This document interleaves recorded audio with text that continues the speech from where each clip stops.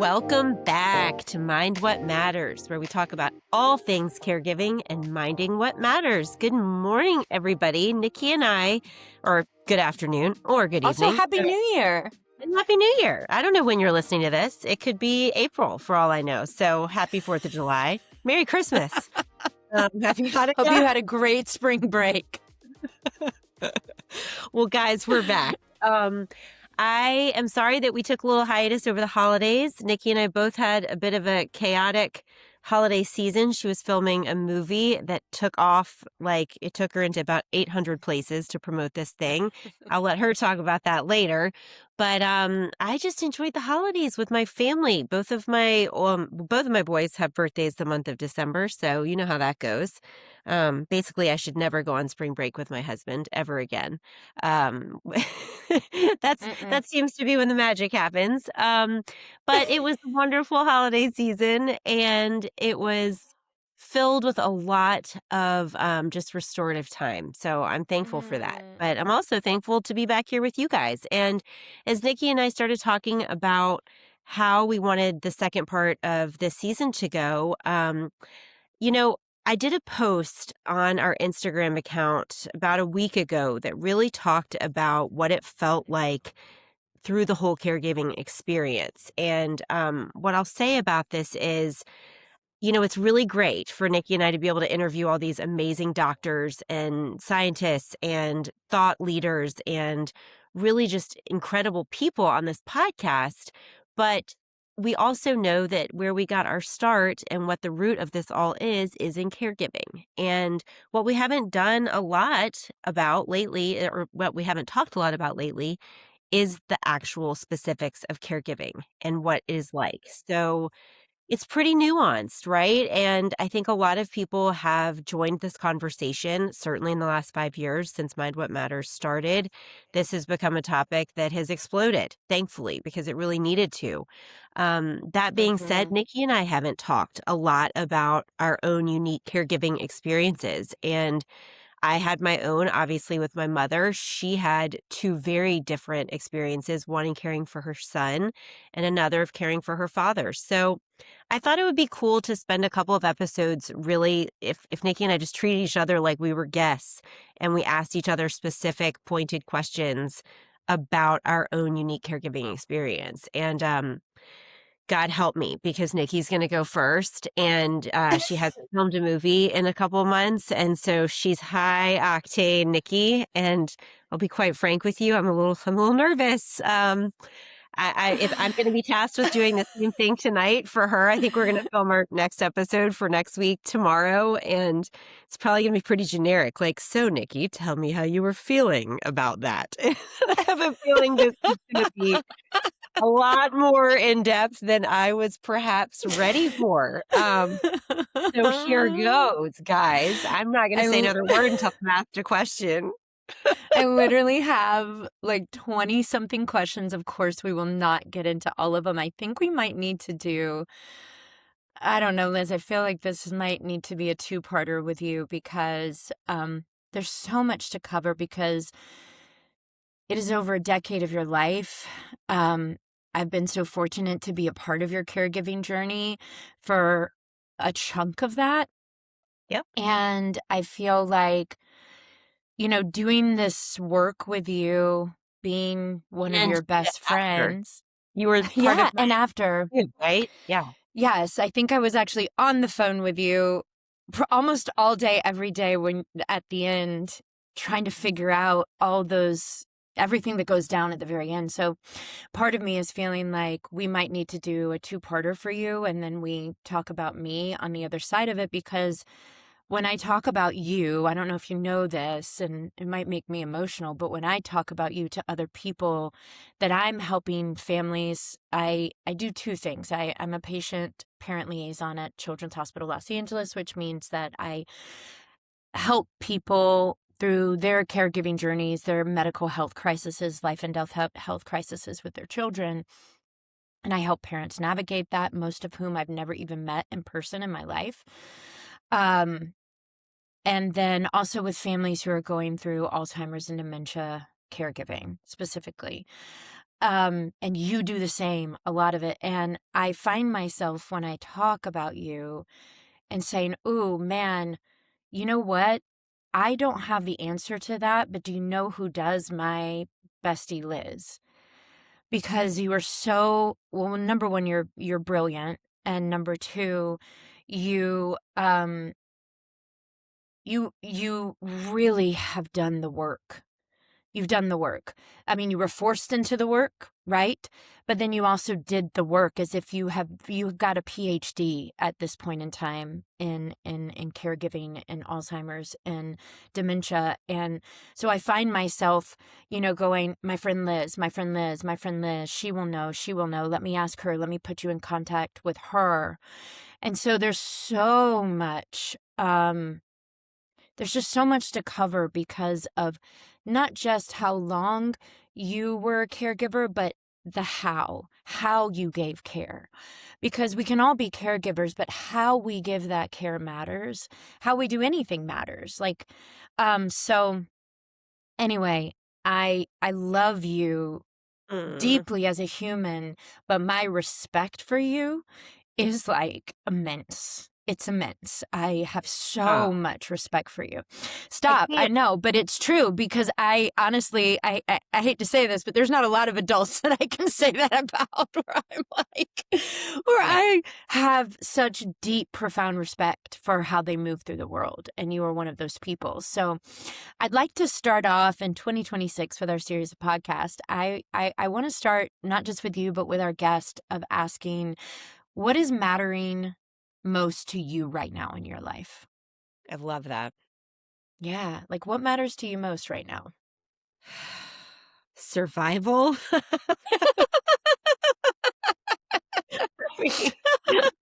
Can I be ridiculous? I mean, Yes. I'm always ridiculous. In fact, this whole, like, I respect Liz immensely, like, I'm a large child, literally a 45 child.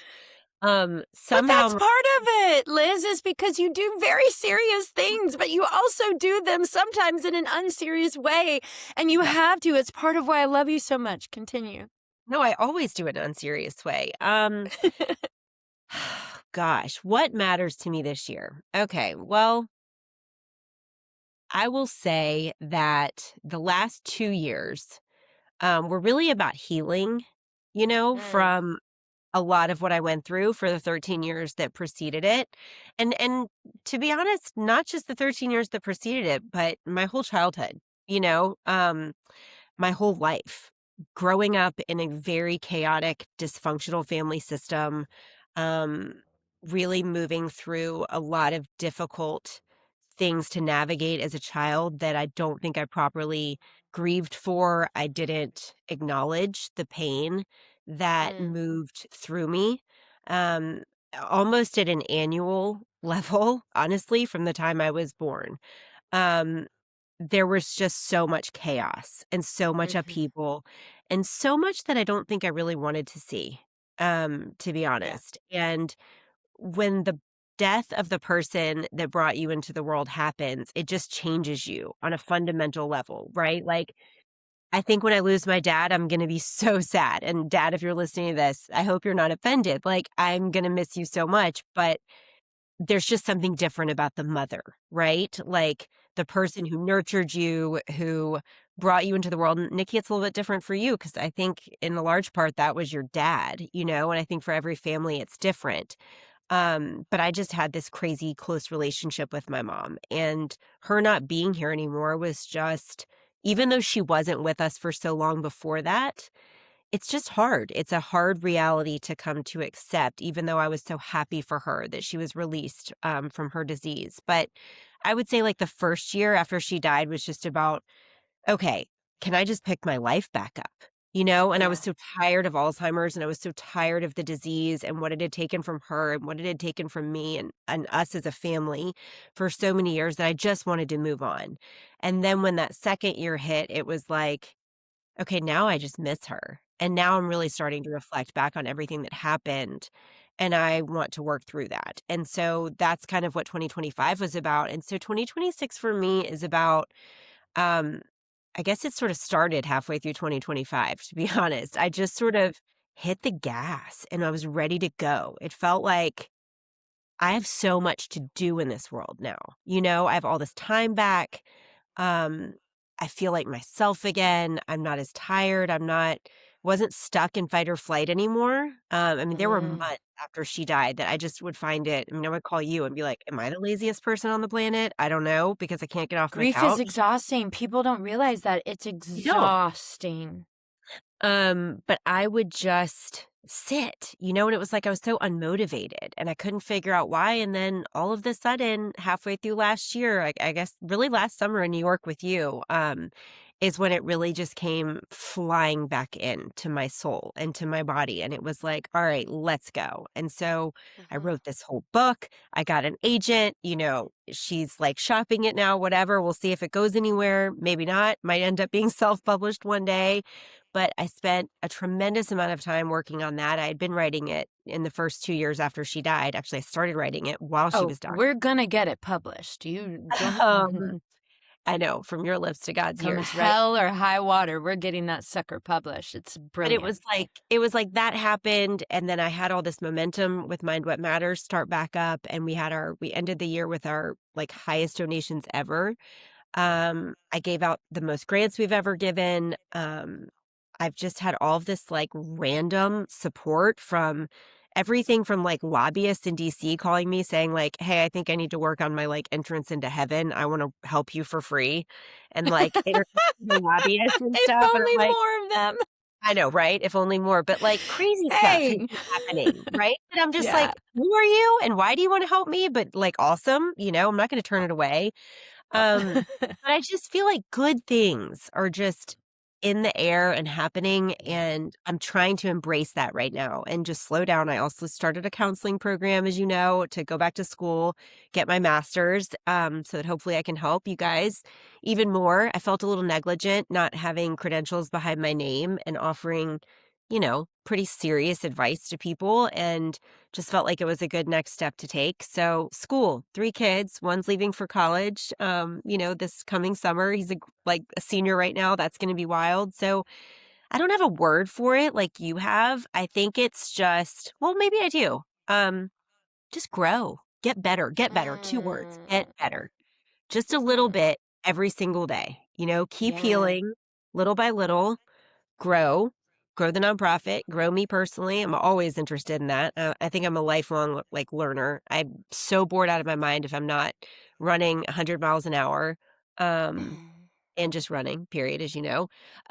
But that's kind of me for this year. I don't know. I'm trying to like take it as it comes and breathe. Like this morning, I overslept, and my dad said, "Oh, I would have loved to have been a fly on the wall to see that." And I just answered and I said, yeah, I'm too old for that anymore. Like, I just laughed when it happened. At first I said, "Oh shit, the kids are gonna be late," but like, I just was like, It'll be "Whatever." fine. I didn't It'll be rush. fine. Did not rush. I brushed my teeth. I did my skincare routine. Like, I got dressed, like, made a cup of coffee, and just casually walked out of my house. Like, I can't tell you how many years I spent flying out of the house. And it was just like, we'll get there when we get there. I looked at the Yeah. school administrator when I walked in, and I was like, I didn't hear my alarm. Good morning. Like, Yeah. there were no excuses it's just Yeah. like I think part of that comes with age too, but, or I maybe think you've just also a lot of that comes with grief. I mean, yeah, truly, it kind you of just don't like, care anymore about the other stuff. well, that's the thing. I love that you shared all of that. And I think the thing that I really appreciate about it is also the thing I learned in grief. And I think the thing that I also, when you started this, I said, just let grief do what it's supposed to do.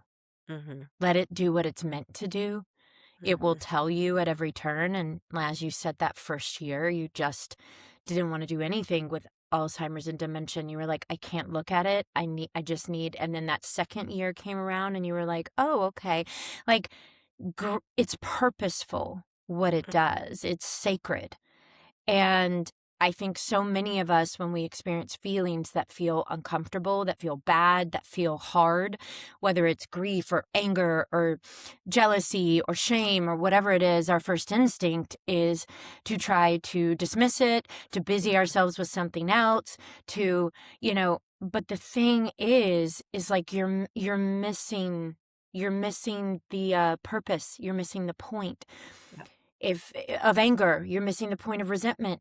You're missing the point of grief, because they're all teachers, and God didn't give us those emotions on accident. We have them for a reason. And I'm Mhm. really proud of how you just allowed grief to do what it's meant to do in your life, because that's a really hard thing, and I know it because I've walked it. You were talking about healing, and I wanted to read you something.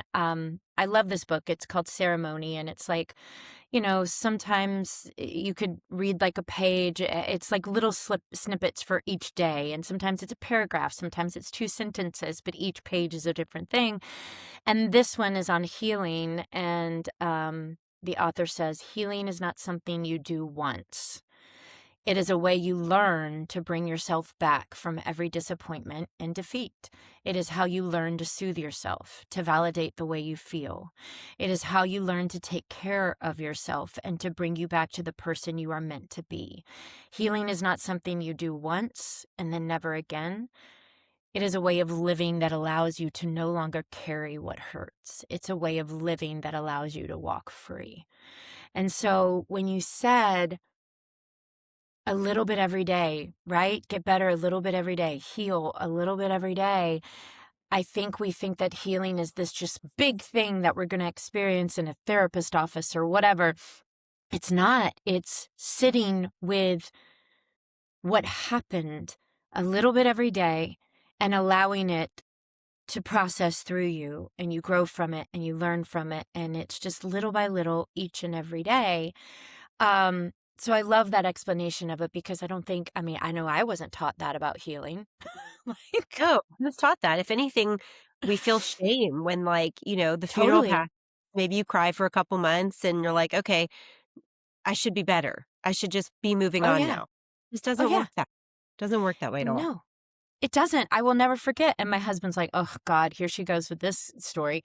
Um, I will never forget when we were I was 2 weeks into my dad passing, or 10 days, and I flew to meet up with my husband, my kids, because it was COVID and they couldn't come and be with me in Georgia. And, the first night I landed, I was, I said to my husband, trying to get ahead, because he's not the most emotionally intelligent nurturer of a human. My husband is 95% amazing, and the 5% that is not. This is the category this falls into. Poor Ryan. Like a chip is missing in his emotional intelligence. And we're sitting in bed, and, our therapist, from dealing with all the Bennett stuff we had for years, was like, well, just tell him exactly what you need. And I was like, okay, I'm going to get ahead of this. I'm Lay going it to tell out him, on the poster I'm going to board lay it out, and literally. Sharpie. Correct. And so as I'm saying to him, this is just what I need, I'm not okay. And I couldn't even get into it before he's like, what do you mean you're not okay? Like, what, do you need medication? Do you need, like, what? I mean, it was so unhinged, his response. And I was like, no, my dad died. I need you to hug me at least once a day for now. I need you to check in on me. Like, really, like basic needs. And at the mere thought of being asked to tend to my emotional needs, he could not. It was like his brain, it's like he totally freaked out. And then we get on with the therapist. I was like, we got to have a session. And my husband's like, I just don't understand. I mean, like, just like, I don't understand. Why is she like this? And our therapist was like, her dad died. I don't like, he was like, let me try to explain grief to you in a way that maybe you can understand it. And it was this whole conversation. So, like, I know there's other people out there trying to navigate the people in their life that go, hey, yeah, they died. We had the funeral. Let's move on. There's so many people, and I grew up in that environment too, where it was like, okay, back to work. Let's go. And it Yep. just doesn't work like that. Um, so thank you for sharing. I want really quick for the people who may not have heard the story of when you, like in the beginning, right? Let's go back to the beginning of you kind of Okay. first realizing that something was changing in your mom. So for those people that may not have listened to that episode, which was way, way back, um, just quickly for those listening that are like, I think something's going on with my parents, because that's the way Mhm. every conversation starts when somebody reaches out to me. Yep. It's, I think something is going on with my mom, or I think something is going on with my dad. So for you, what were those changes that you were beginning to notice in your mom? Gosh. Okay. Well, first of all, I just have to say that if you are a listener right now and you have any questions at all surrounding your parents, Hmm. um, close friends, your spouse, what have you, um, the first thing I thought about my mom was really not even with her, it was with me. It was something in my gut saying, "What is what's different about her? Oh, There's that's good. something Same with me. different." Yep. Yep. And honestly, that went on for quite some time Years. before there was ever the talk about the word Alzheimer's. And Years I'll for me I'll on talk our end. yeah, same, years. And that's why it's part of the reason I started this nonprofit is so many people are afraid to have this conversation because it's such a taboo topic, right? Like who wants to confront your spouse or your parent over the Ugh, possibility they might be slowly losing their mind, right? That's a yeah. terrifying thought. And it's one thing just for like even my kids make jokes now, I'm moving into perimenopause. I'm 45 and they're like, "Oh, perimenopause again. Mom, I just told you that." And then they'll go, "Oh, sorry." And I'm like, "Don't be sorry. Just because my mom had Mm, Alzheimer's doesn't mean we can't make jokes about mommy being forgetful, you know? Like, but that just goes to show you how ingrained it is in our society for us to like be scary of this topic, right? mhm, Which is why the job of caregiving starts so much earlier than people ever understand. And it's why the mhm, process of grief and of you changing and of it making mm, these just radical differences in your mental health begin so far before anyone's ever even said the word Alzheimer's, dementia, PICS, FTD, whatever it is. yeah. For me, I was 27. I just had my first child and I had gone to visit my mom for, like, maybe a month or something in the summer. I had not gone back to work yet, and I just decided I haven't spent a summer in Connecticut since I was in high school, or even before that, actually, and so I that's where I grew up.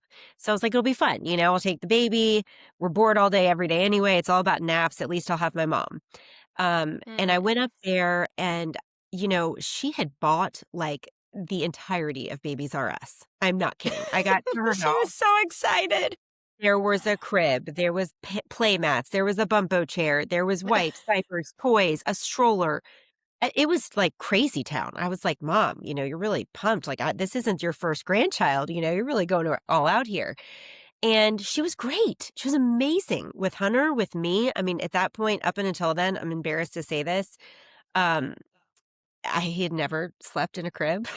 He had only slept either on me or in this, like, tiny little bassinet thing next to me, and so, she took one look at that module and was like, "No, you're gonna have a four-year-old sleeping on top of you if we don't change this." So, like, she grabbed him from me, put him in the crib, helped me with the cried out, like, she was just on it. She was great. She was cooking, like, fantastic meals every night. Every night she would go to work during the day. She was in investment banking, private banking. She did philanthropy work through JP Morgan. And, she would bounce in at like 5 o'clock, whip up some gourmet meal. We would put Hunter down at 6:37, and then we would sit around the table and talk. And I noticed she was pouring more wine than she had Mm, ever drank before. And half of me was like, well, she's just happy. She's been lonely up here by herself. She had been divorced from my stepdad by that point for like 4 years, 5 years. and no, longer than that, I guess, like 7 years, and I just figured, she's lonely and she's so happy to have her daughter, and this is fun, and I'll imbibe with her, except for I couldn't, right? Was waking up every morning with 5:45, 6 o'clock with a 6-month-old.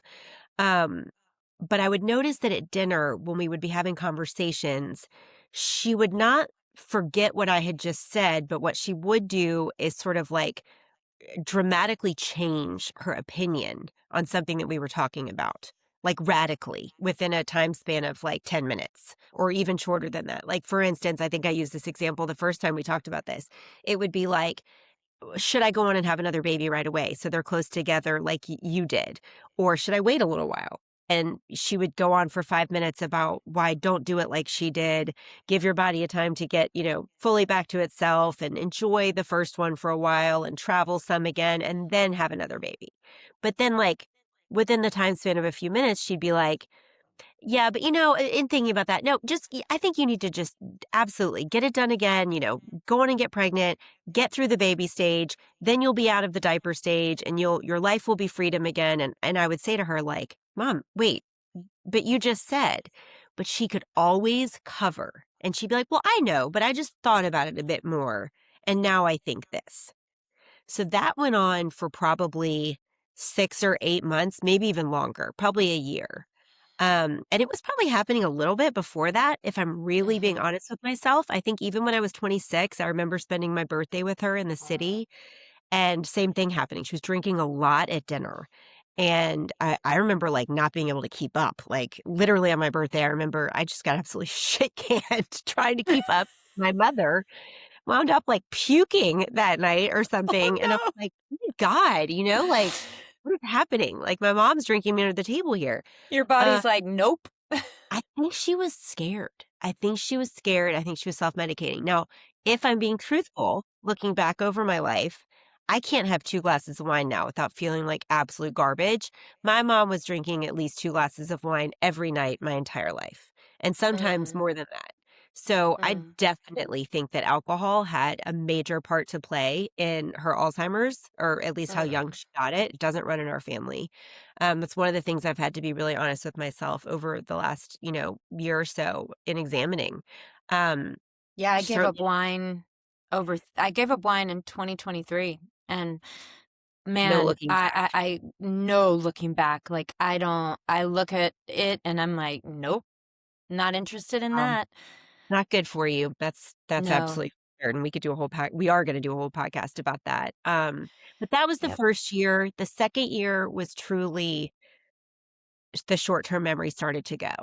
It was almost overnight. She had moved to Memphis. I encouraged her after that summer. I was like, "I think you're lonely up here. Why don't you retire? You have grandchildren, you have me." Like, I also have an older brother, but, daughters-in-law are not like your daughter. And so I was like, "Don't move there. Like, you're not gonna play the same part in their lives as you will in mine. Like, move to Memphis. Like, you'll be with us all the time. I'm certainly going to give you more grandchildren. It'll be great." And I didn't think she'd take me up on it. And within like 8 weeks, she called me one day and was like, I mean, again, sudden decision making. I should have seen the signs there too. She had quit her job, had a for sale sign on her condo, and was like, I'm moving. And literally 6 weeks later, she was in Memphis. And I was like, wow, this all happened so fast. But I was so wrapped up in the excitement of it and the joy of it for me and for my Mhm. family that I didn't see the flags of, hey, this is sudden decision making. This is off, like this wasn't well thought out and well planned, just seemed very sudden. But I made excuses for it, which I think a lot of people do. Well, she lost a son. She's lonely. She's gone through a second divorce. She's been in banking for years and we're going through another economic downturn. She doesn't want to watch her friends get laid off again, like excuse after excuse after excuse. And And we after that, also I think it bears repeating that your mother was young at this moment in yeah, time. yeah, she It's was in not the like she 60s. was a woman in her, 70s that was like, "Well, I'm gonna retire anyway next year." Like, she was young. She was young. And truthfully, even then, and this is why I say you have to go back to your gut on this, I knew something was wrong. I Yeah. just didn't wanna see it, and I think Yeah. most people don't. And then, of course, there were a series of events, I'm not gonna go into all of them. We do have an earlier episode about this where I talk about the actual day that I was like, "Wow, something serious is going on." It was, I think, in season 1, Mhm. but basically, there was a major event that happened one day that it was sort of like neither she nor I could look at each other and say, "There's nothing happening here." And that was sort of the catalyst for, okay, let's see a doctor. Let's sort of move into this next realm of getting you checked out, but even Yeah. that lasted a year and a half and led to no answers. We initially thought she was misdiagnosed with Korsakoff syndrome, which is like a form of dementia that's from alcohol abuse, and obviously that turned out not to be right. After she quit drinking miraculously overnight, I think I write this in my book. I was like, we had this big sort of come to Jesus with her about how she couldn't keep her grandkids anymore and she couldn't do all these things until she quit drinking. She somehow miraculously did it, except for when she didn't. Which Yeah. was like, these times where I'd catch her, she'd be at a girls' night with my mother-in-law or something, and I was sort of policed into this, or I was put into this role of policeman as her daughter, right? Of like, checking up on her, almost like you would a teenager, and it would just enrage me to find out, like, she had slipped and had a couple glasses of wine or something, because in my mind, she had done this to herself.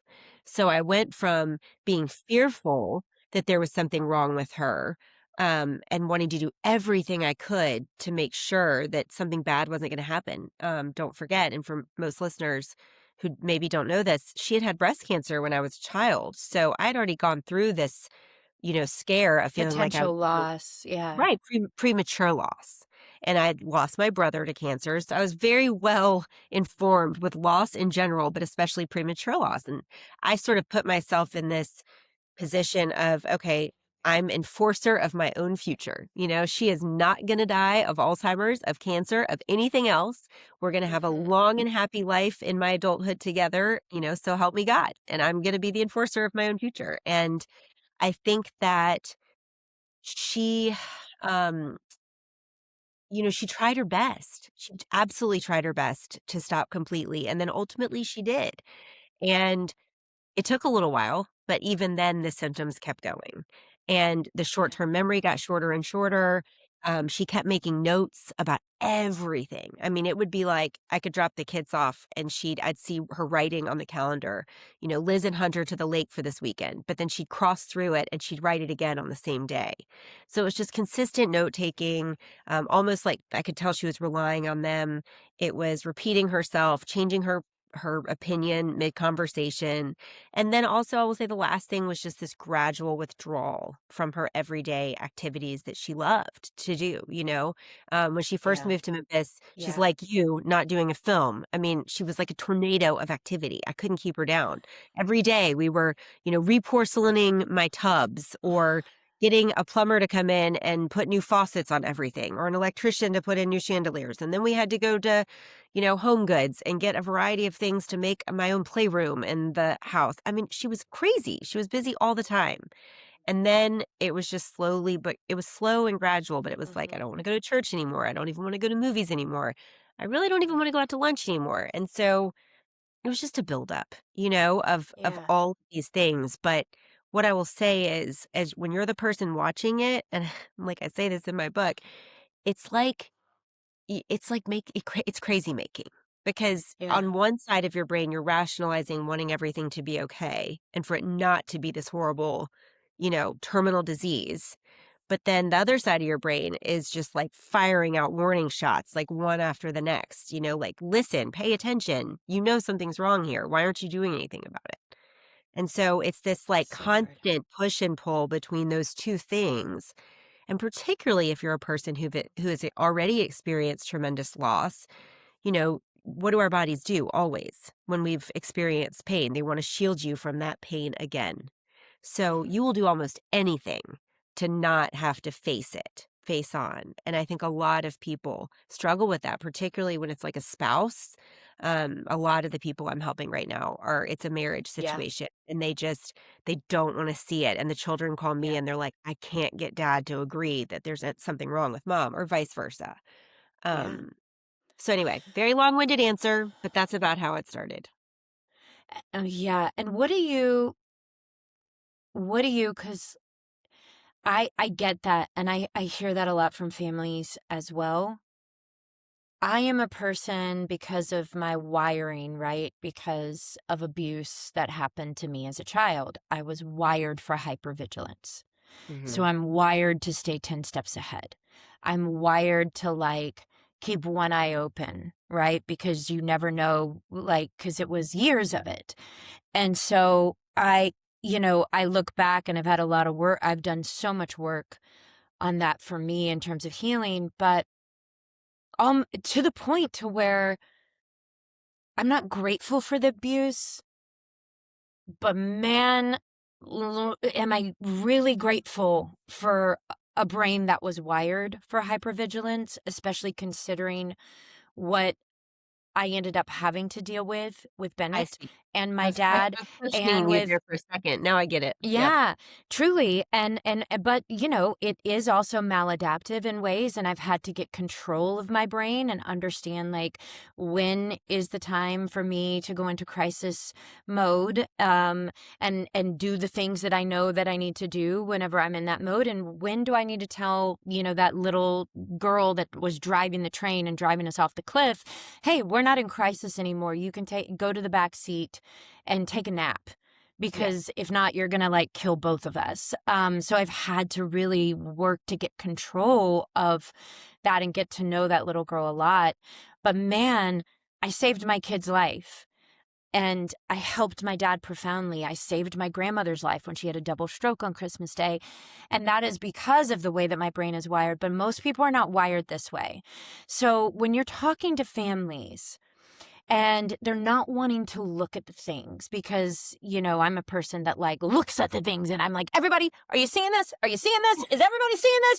Hey, like I'm that person, and I feel like I'm constantly dealing with a room full of people who are like dismissing me, not paying attention, not wanting to see it, telling me that something's wrong with me, gaslighting me, I'm the problem, not the and I will tell you 10 out of 10 times I've been right. Yep. So, what do you say to those families or to somebody that's listening that might be in this situation right now that's like, I can't see it, I just don't want to look at it? Like, what do you say to them? It's so hard.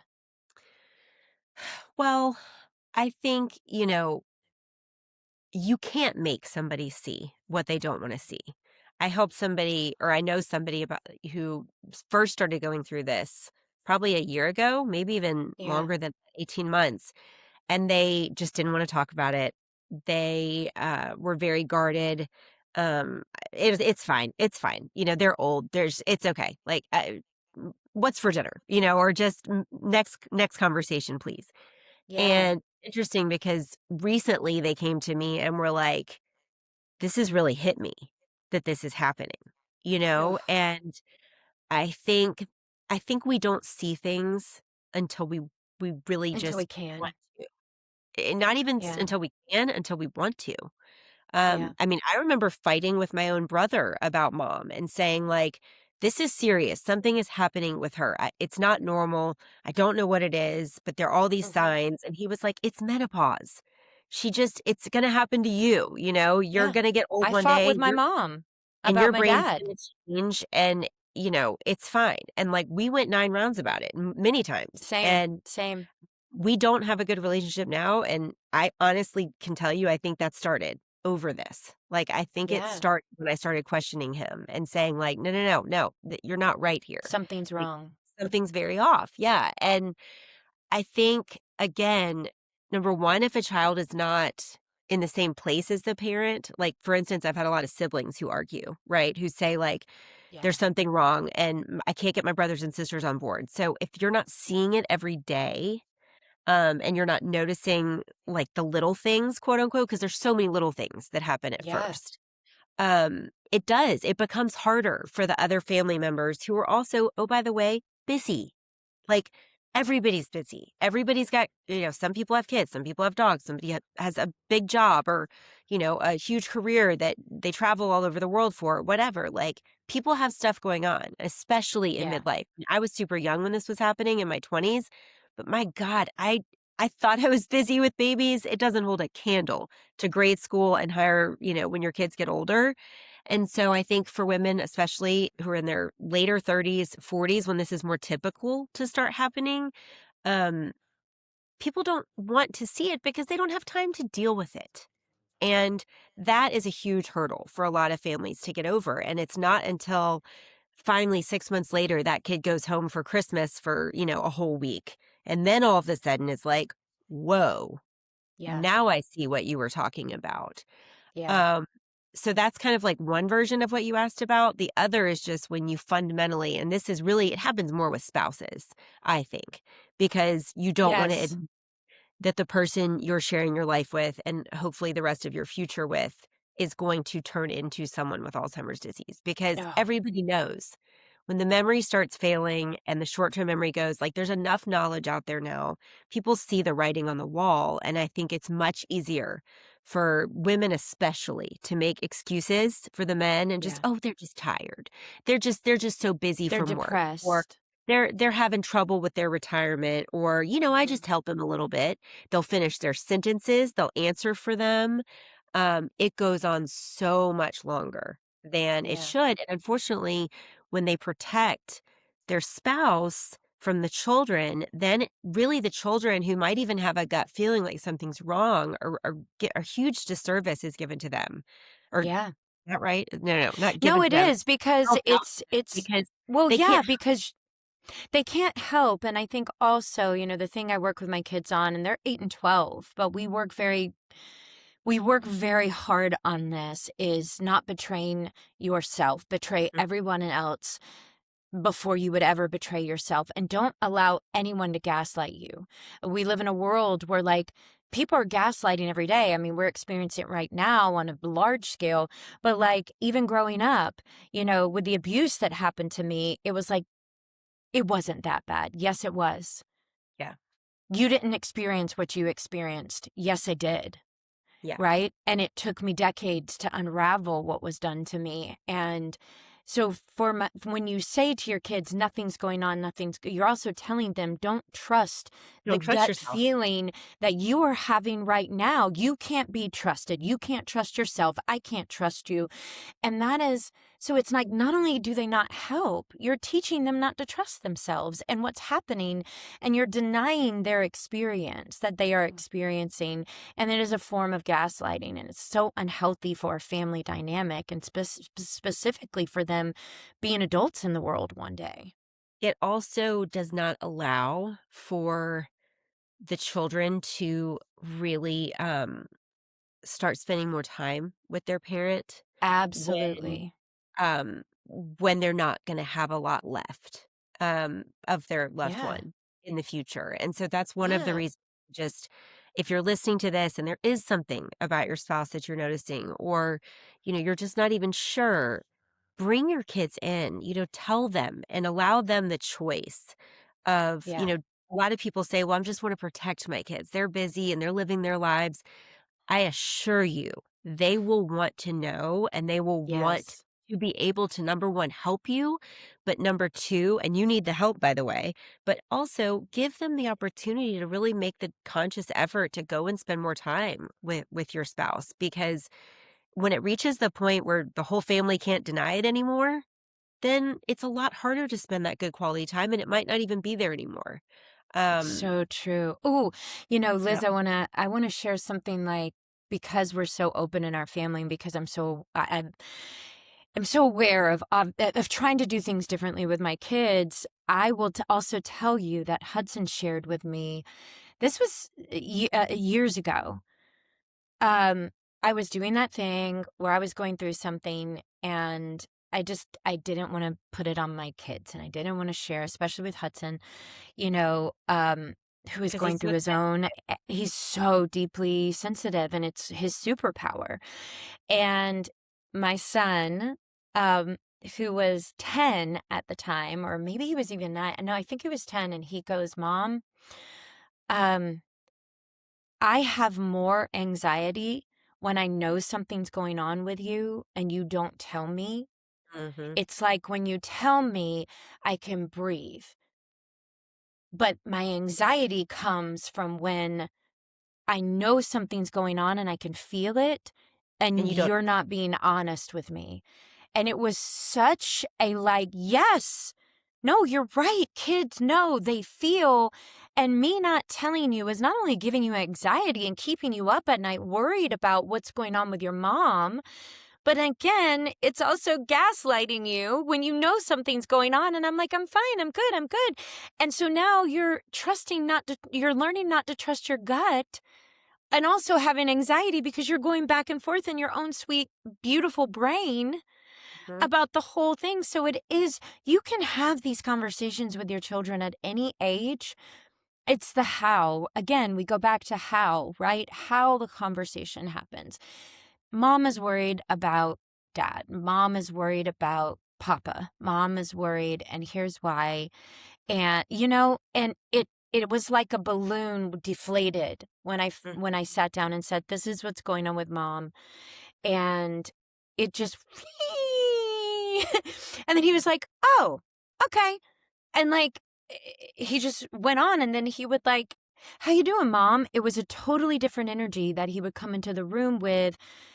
And he didn't have anxiety anymore because he understood what was going on. So I think that's such a good point. I will also say, you know, I want to talk a little bit about Alzheimer's in terms of, they say it's the long goodbye, right? And we say death by 1,000 paper cuts. It just is. It's like you're grieving them all the time, but it's not just that. Sometimes you don't have time because, like you've got 3 children at one point, right? Your mother moves on in her Alzheimer's journey, and you have more children. And the next thing you know, you have 3 children, you have 14 dogs, you have, Every time you talk about my dogs, I get another one. Every time. Every time. At one By the point, I way, only her dogs are I love my Windsor, and I love her dogs as much as I love my Windsor. You have 3 children, you have a husband, your life is so busy. You're also now fully caregiving for your mother. So there's a moment in time when you realize that, like, this is not just a moment in time, right? But this is going to be a very big defining season of my life. When you look back on those 13 years and even longer, because you going to Connecticut, right? That happened before the 13 years and the diagnosis, and you taking yeah. Hunter there because that sweet boy is about to graduate from high school. How would you describe the emotional journey of caregiving for your mother over that time? And I know that's a really big question, right? Of like, I know, but like from beginning to end, it's almost like you go, I don't believe in stages of grief because I don't think it's linear, but you do go through all of those emotions, right? Mhm. And I guess, what advice would you give somebody as they're emotionally carrying this, you know? Well, um, God, Where do I start? dude, I'm like, Find healthy coping mechanisms? have you tried meth? It can be Yeah, I cool. mean, could be great. Could be great. This is how you know I'm not. Medication. This is how you know I'm not a serious person, everyone. See here, gambling? I don't know. Yeah, Alcoholism, perhaps? No, no, no, no. Okay, I know. It's serious so answer. hard. Um, I mean, I for mean, me, I will say I was lucky because I was pregnant. I mean, I'd gone through it with my grandfather and he had vascular dementia, but like, I'm pregnant with Bennett when I found out about my dad and Bennett's thing and his diagnosis. So alcohol wasn't an option. So I was very lucky. Because, um, here's what I'll say. like, I think when you talk about the 5 stages of grief, right? Elizabeth Kubler-Ross, yeah. Kubler-Ross, not Kubler. Kubler, yeah. You know, you do experience all of those almost daily when you're a caregiver Yes. for this disease. Great It's point. it's not like a phase, right? Where like years 1 through 4, you're going to do this, and years 5 through 7, you're going to do this, and years anything after 7, oh, well, you're just here, It's all very choppy. And what I didn't Mm, recognize was how long I was on the journey of choppiness. I had yeah. been in the waters, just in this boat flailing. And it started that summer in Connecticut. It started before Yeah. I ever knew or wanted to know what was wrong. And, there was this one night I remember, back to the whole alcohol, observation days when I Yeah. was checking up on her. I had seen her car parked in the liquor store parking lot, and I just about saw red, right? Again, for the same reasons that I was like, whereas Mhm. before I was like this private investigator with like, this like trashy coat on with like a dirty ceiling tiles in her office, just trying to figure out what the hell was going on, low rent, barely able to pay her freaking employees or whatever. Now I was like in a Burberry trench coat, like fully entitled, right? To like spying on her, to looking in on her affairs, to like watching her red lipstick, nobody's going to stop me, right? And so I drove about 90 miles an hour home, dumped the kids with Hunter, and was like, I have to go somewhere. And he's just looking at me like, oh shit, like what is happening? You've totally lost it. I can tell. I know I've lost it. I can tell. Um, but there I go driving in the dark almost to my mom's house because there I am just like so pumped that I'm going to catch her in the act, right? And I'm going to like shame her and this is all your fault. And, look at what you've done to our lives that could have all been so great. And, here you are drinking. And I park my car down the street. I swear to you, this all happened. This is like 100%. I am not lying. So I tiptoe down her driveway. It starts to rain. It's like winter, right? It's winter And this in is, by Memphis. the way, for the listeners, this is the first time you and I ever spoke on the phone, which ended up being like a 3-hour conversation. This is when I knew I was in love with you when you told me this story. Because I was like, oh, she's just as batshit as I am. Totally Continue. batshit. But that's what this disease does. That's what this disease does to the people who care for those who have it. It makes you crazy a That's little right. bit because Yep. you can't figure out what the hell's going on when your reality is constantly shifting. No day is Totally. the same. How are you supposed to No, say at you're it? going to lose your mind a little bit too. So I tiptoe down her driveway, starting to drizzle, and I'm like, "Are you kidding me, God? Like, really, when it rains, it pours?" So there I am watching her through a window, and I'm realizing to myself, in another world. Well, so wait, I'll just fast forward. So there I am, like Ace Ventura, alcohol detective, and I am, tiptoeing through her garden gate to like look at her, convinced I'm going to catch her. And all she does is make herself her little dinner at the stove, go sit at her table and eat it by herself, go clean it up, turn off the light, and providing further insult, just goes back to her bedroom and goes to bed. And I'm standing there and I don't even realize it until like, I don't know, a few minutes in that there's tears like coming down my face, that I'm crying. Yeah. Who can tell? I'm standing there in a rainstorm, right? And I realized in that moment, like, what the hell have things come to? Like, in a prior life, I would have at that point knocked on her door, told her everything, and we would have died laughing. She would have brought me in, made me a cup of coffee, given me a big hug. I probably would have gotten in bed with her and spent the night, and we would have just pretended like, I don't know, I'd lost my mind for a minute. But this invisible line had been Yeah. drawn and then crossed by that point. I had broken the trust between us. Actually, when I started spying, the reason I found out how much she was drinking was to go look through her bank records. That was the only way I knew how to really confirm for this psycho, whoever the doctor was that she was having her testing done with, because that's what the doctor originally suspected. And I didn't know for sure. And that's how I knew to check on it. And because, she would have like bottles of wine in the house, but it was never a lot at once. But by that point, we're like 2, 3 years past that first experience, 3 years, I think, for past that first experience in Connecticut. And by that point, she really was drinking like at least 4 glasses every night that I was there. And so that's why I had cause to be, like I really thought I was doing Cause something. for pause. Yeah. Well, I thought I was like, okay, maybe this is that. Of course, I also was defensive and was like, what if she's only drinking because she's scared? I mean, my alarm system was still up that wasn't the right diagnosis. I And didn't also, just God, I hope it's just the alcohol. right, right. But at that moment, I'd already broken our trust. I'd already broken what we had in a mother-daughter Mm. relationship, and I couldn't go knock on her door and tell her. Something was stopping me from doing that, and that is when I remember feeling like, okay, something has claimed authority and autonomy over us as mother and daughter that I no longer am in control of. And I just felt broken in that moment and scared and alone, and it didn't make sense. I was like, I know something's not right here, but I just, damn it, like I don't know what it is.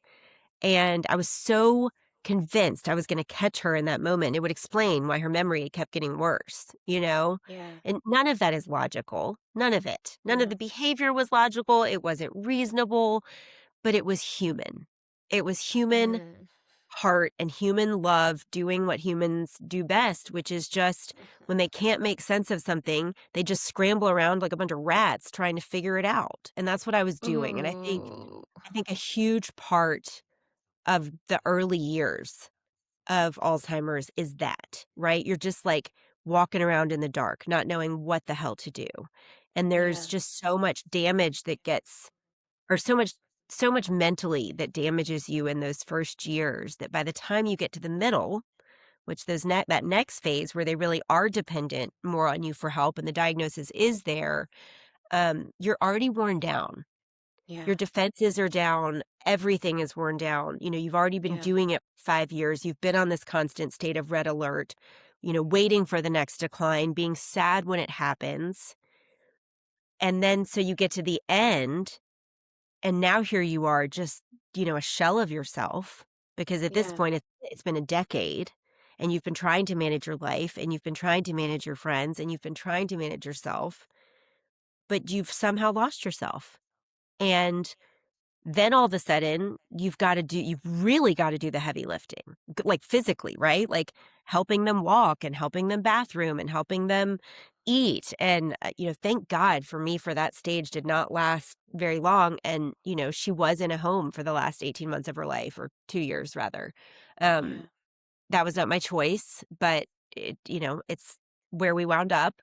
Um, but at least I wasn't, like, in the phase of, like, having to lift her and all of that physically by the end, and my Yeah. heart just it's the reason why I have this nonprofit, because I don't think I could have done it by the end. I was so Yeah. tired, so worn down emotionally, and I had already grieved for so long. I think Vanessa, the therapist that we had on the podcast, the first season talks about in maybe she's just done it with me, but I feel like I've read it somewhere in her book, but she talks about grief being like water running through a riverbed and Mm. how it just has to go over the rocks in certain ways. Sometimes it's hard and fast, Yeah. and sometimes it's slow and it's soft, but it makes changes to everything around it in that riverbed until finally it's created, this beautiful path. And um, that's really what it's like. You're not the same in any given stage of it. I think at the beginning, you have all this hopeful energy, and then Yeah. that sort of gets lost as you move towards the middle, and then you're just sort of like in it. And then, at least for me, by the end, everything I needed to give her at the end was miraculously bestowed upon me. Bestowed. And I don't have another word for it other than divine intervention. Um, but God gave me everything I needed at the end in terms of Mm. strength and level-headedness and consistency. And I mean, it was the most together I had been in the 13 Yeah. years of our journey Yeah. together. Thankfully, didn't make it less sad. It didn't make it not hard. It didn't make the moments where nurses came in and were like, "Oh, she might be fighting for her life. Pray for a miracle." I mean, in those moments, yes, I still lost my mind. It was like, what the fuck? Like, huh? Am I supposed to take her to the hospital right now? Like, what are you telling me? Um, eh, Crazy stuff happens at the end and you can't prepare for it, right? But I did feel a sense of peace, like true peace at the end. Mhm. Even though there was sadness, there was peace. And I think Mm. that's what I want caregivers to know is that whatever stage you're in of the grief, of the Of pain, your of your emotional journey rationality, of yeah. yeah, it's all okay. It's all okay. You've got and, like, I self-shamed myself so bad. Oh my god, that just sounded like allow myself to introduce myself. Um, but, I had family members that were just, like, so unaffected, or they'd say things like, "She's already dead to me." Like, it's sad, but, she's Oh, already been gone for years. yep, And I yep. could not wrap my head around that. Like, I was like, Mhm. "What?" Or they'd say like, "Well, the visit's just for me. It's not for them. They're gonna forget anyway." And my brain just so did not work that way. Like, Me in neither. my mind, I needed to spend as much time as I could with her because the only time I was with her is when her mind felt peace. It's when her mind could relax because she was with the person that she felt comfort around, right? Like her She family, could her feel kid. it. She could feel it. Uh, Even yeah, always, at every point. always. I know. And so as much as it hurts you in all the stages, and God only knows, there's just so much more information that Nikki and I can share with you guys.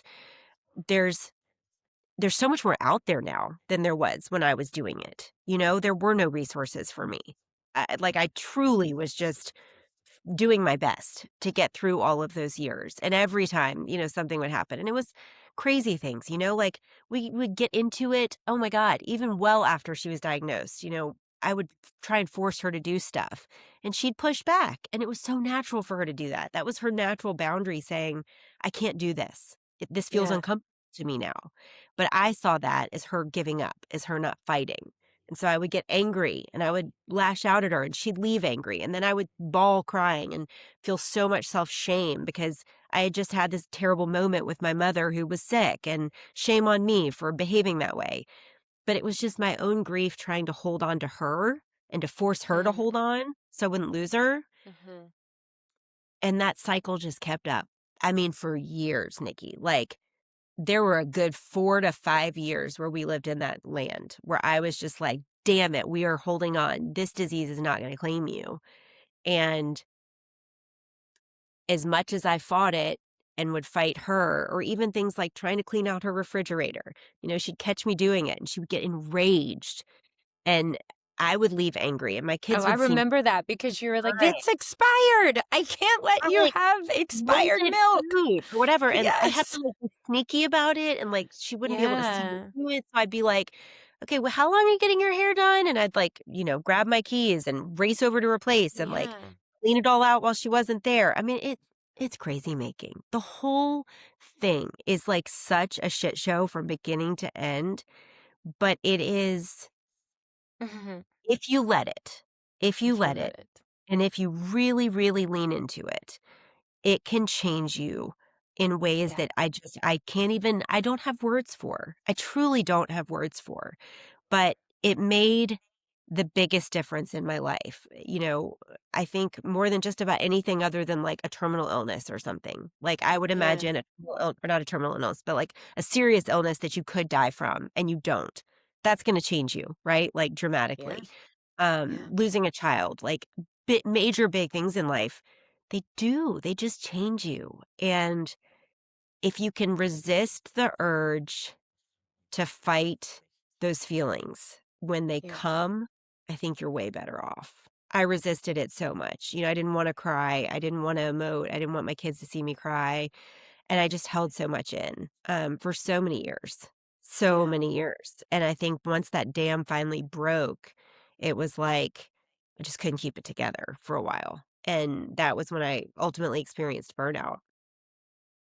So I I don't know if also that answered your think question, like, it perfectly. does. No, no, it did. There's so You much to very cover. actually, there's so much to cover because it is. It's like, how do you even describe an emotional journey of 13 years of being a caregiver for your mother? But I think what I heard and what I witnessed is that you just have to allow yourself to be human Mhm, and you have to forgive yourself every day for the moments when you are not your best mhm, because and I think that that's so true for life in general, whether you're caregiving or whether you're not caregiving. Um I feel like if I wake up every day, the more you know who you are and the more that you know that like for me, I'll just speak for myself and you because I know you so well, so I feel like I can speak for you too. Um we wake up every day and we do our best in all things, Mhm. with our kids, with our philanthropy, with our jobs, with our this, with our that. And we do it with an extraordinary amount of love and intention and purpose. And sometimes, right, our best is like, like not great. Not great. And in those moments, I think the most important thing that we can do, because we're humans, we are not perfect. We're never going to be perfect. I mean, like Jesus, I love Jesus. I fell in love with Jesus as a child, and I always am like, Jesus is just at the forefront of my head all the time, in my heart, of like how Jesus lived his life. And I will often find myself going, well, Jesus, listen, I'm sorry. Like, couldn't get to you today. Couldn't get to you, okay? Like, I know you would have handled that a lot differently, and I did not. And I think in those moments, I have to just like forgive myself, because I know I'm a good person and not a nice person. I'm a good person because there's a difference. A nice person will lie to you. A nice person will gaslight you. A nice person will be passive aggressive. Yep. I am not that. I am a good person. And I know that, but like, I'm a good person that makes mistakes, and I'm human. And so what I'm hearing about this whole journey is like, you're going to go through all of it. There are going to be extremely hard days, and you're going to fight with the person who has the disease and they can't do anything about it. Or you're going to fight with your children, or you're going to fight with your husband, because it's all just coming up and out. And there are days that you're going to nail it and go to sleep and be like, man, I killed today.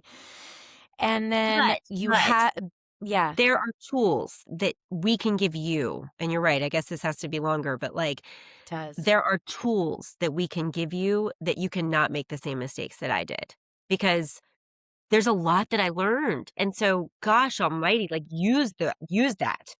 Know what I know now, and don't make those same mistakes, don't argue with your loved one, it'll save you so much pain and anguish. That's exactly. Learn from our mistakes. Right. Learn from our bad doing. I think it's a perfect place to stop for today and then pick up on the next episode. And like I said, I started by saying I'm going to need like 2 episodes with you and talking about this, because again, there's so much for people to learn from what you went through. And thank God for you that you are running a caregiving organization, and that you are the person that you are, where you will talk so openly about all of it, because people need it. People need to hear it. They need to know that whatever it is that they are feeling or going through in this moment in time, it's all okay. But there are tools. Learn from our mistakes. So thank you, Liz. I love you so much. And we're going to pick back up in the next episode with the rest of this. Thank you for having me, Nikki. This was such a pleasure. It's really hard for us to be serious people together. Especially now. Wow. I was doing so much better serious when I was a caregiver. Like, the laughter and the, like, ridiculousness was, like, quite as frequent. So, anyways, sorry, guys. As we move on in this podcast, like, who knows what we're going to be talking about by 2028? Like, can you imagine? It might be, like, clowns actually moving through the room. On that note, we'll say goodbye for now, but we'll see you on the next episode. Yes, we'll see you on the next episode. Thanks for listening, everyone.